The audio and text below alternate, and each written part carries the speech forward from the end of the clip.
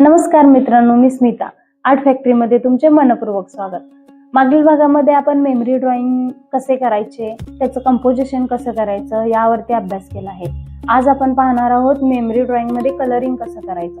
Memory drawing मध्ये कलरिंगचा भाग फार महत्त्वाचा असतो. त्याचे शेड, लाईट, डेप्थ कशी घ्यायची ह्याचा आपण अभ्यास करणार आहोत. चला तर मग आपण प्रात्यक्षिक पाहूया. सर्वप्रथम चित्रामध्ये हलका बेस कलर द्या. सुरुवातीला गडद रंग वापरू नका. वॉटर कलर मध्ये नेहमी लाईट टू डार्क या पद्धतीने रंगकाम करा. त्यानंतर पात्रांचे त्वचेचे रंग, कपड्यांचे रंग आणि पार्श्वभूमी यामध्ये योग्य रंगसंगती ठेवा. एकमेकांना उठून दिसतील असे रंग निवडा. आता चित्रामध्ये प्रकाश आणि सावली दाखवा.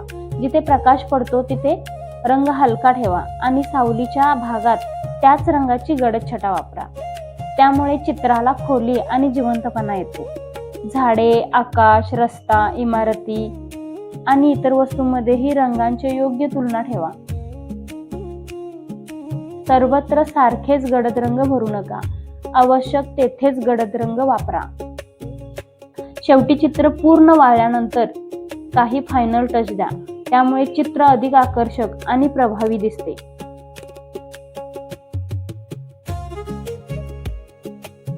अशा पद्धतीने रंगकाम केल्यास मेमरी ड्रॉइंग अधिक सुंदर दिसते आणि ग्रेड एक्झाम मध्ये चांगले ग्रेड मिळू शकतात. या आणि अशा ग्रेड एक्झामच्या मार्गदर्शनासाठी आर्ट फॅक्टरीला सबस्क्राईब करा, लाईक करा.